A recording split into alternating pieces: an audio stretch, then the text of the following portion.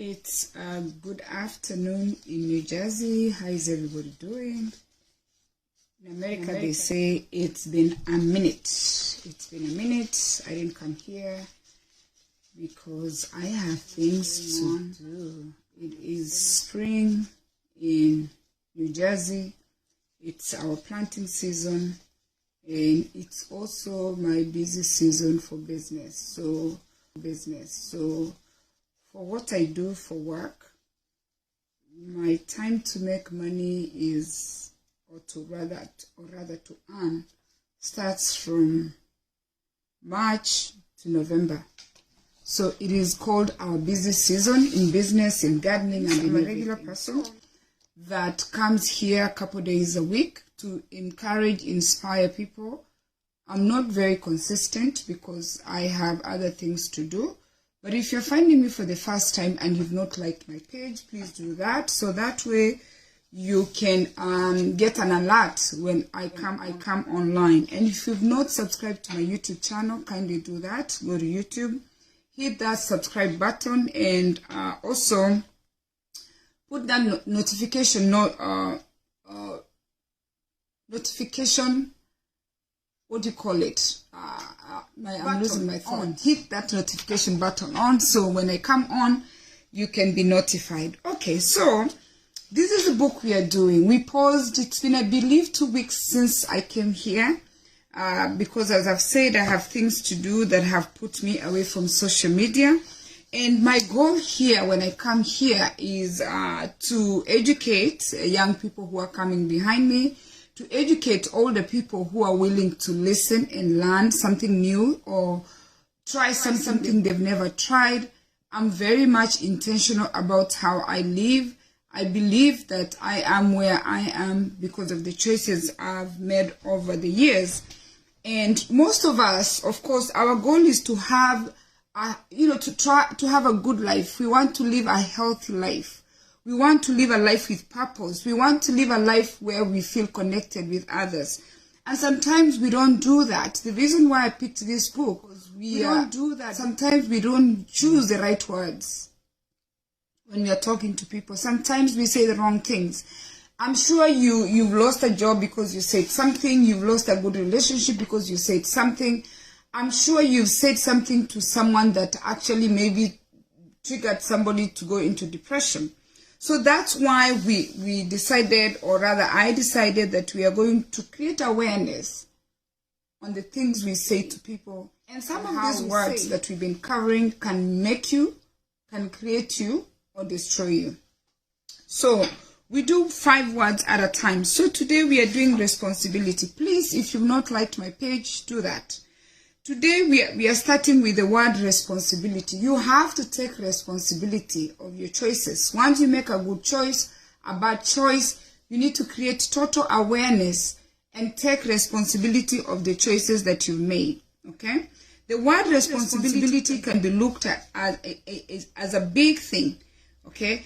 But you need to create your own awareness on the word responsibility.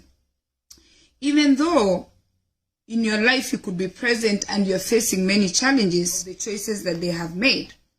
And sometimes we don't choose to respond positively on the bad choices we have made. A lot of us, once we have made bad choices, we don't take ownership to say that, you know what, it is me who made this choice.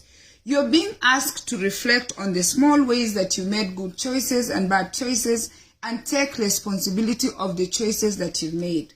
The past 2 weeks, I made a choice not to come here because I have things to do. I need to take responsibility. There is what you gain, there is what you lose. Because for my page has been dormant. And I know that, there are people who feed off me every day. So if I don't come, I know that I'm missing out something, and they know they're missing out something. But once you make that choice, they're telling you, be responsible enough to take responsibility of the choice that you have made. Okay? The next word is enlightenment, to wake up. Okay? Your soul is waking up. It's bringing reality to it. Okay? You need to practice enlightenment in your everyday life to support your soul so your soul can grow. Be in the present. Live in the present. Don't waste too much time worrying about the future. And I listened to a podcast that was talking about most of us living in the past. The past is always heavy. The past is always derailing. And you cannot worry too much about the future because the present is what makes the future, the choices you're making right now. So they're telling you to be in the present moment. Tune in to your body. Acknowledge your emotions, how you're feeling. Okay? Don't judge yourself too much if you're not where you want it to be. Word number 3, spiritually organize yourself. Assess your happiness. What is the definition of happiness to you? Okay? You need to get spiritually organized. Spiritually organized, it's between you and your God. Take your honest assessment about yourself.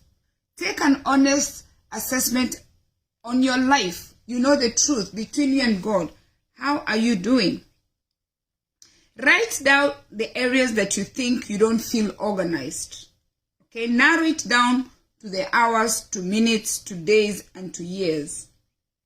And ask yourself, what do you need to do so you can organize yourself? When they are saying spiritually organizing yourself, it's coming into terms and facing reality between you and the higher being.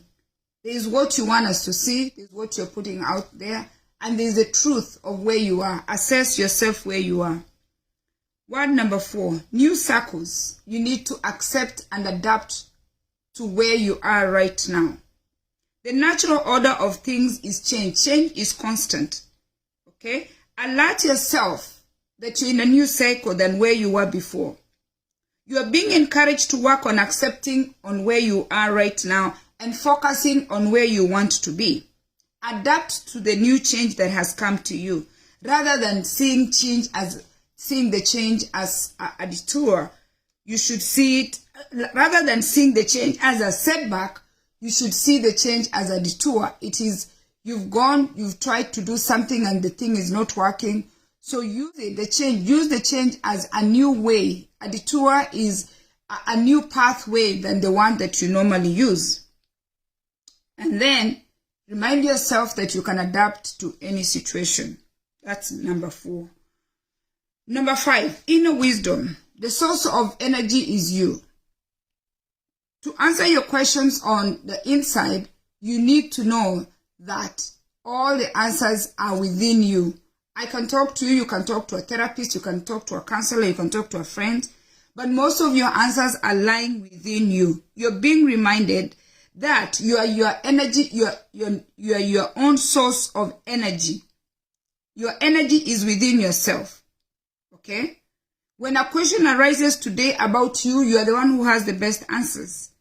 Most of the answers that we're looking for on the outside are from within. So, to recap that, the words we've covered today, take responsibility of your good and bad choices. Word number 2, enlightenment, wake up, right? Live in the present. Spiritually organize yourself. Get in touch with yourself and your God and organize yourself spiritually. Adapt to the new circles. If things have changed for you, adapt to the things that have changed for you. And then the inner wisdom tells you that you know what, you're your own source of happiness. There is nobody who can help you be what you don't want to be. So if you want to live a good, healthier, happy life, you have to get in touch with your personal self. You cannot seek the outside. You cannot go outside to look for this happiness. The happiness comes from within. And that starts with taking responsibility of the words that you're saying. Taking responsibility when people say things to you, how you're responding back. Your children can say things that you never thought they would say. Your spouse can say something you never thought they could say. Your co-workers can accuse you of something you never thought they would. Your parents can accuse you of something that you never thought they would do that. Or somebody on social media, a total stranger, can put a comment and you're going to be like, I never thought people would see me that way. They're reminding you that you own it. you have a responsibility on how you're going to respond to what's put out there. Thank you again for watching. We try and remind you, we bring you into our personal space to try and tell you that you need to learn to live a life with purpose. There's nobody who has it made. All of us are trying each day, especially for those of us who have children. We are setting a good example for our children.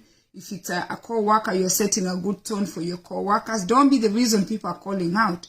Be the reason that people know that, if I go to work today, I'm going to work with so-and-so. Make people look forward to spending time with you. And we cannot do that unless we create total awareness of whatever words that we are bringing out and whatever words we are receiving. Some words we say to ourselves, some words are said to us by friends and family. Cheers. Thank you so much.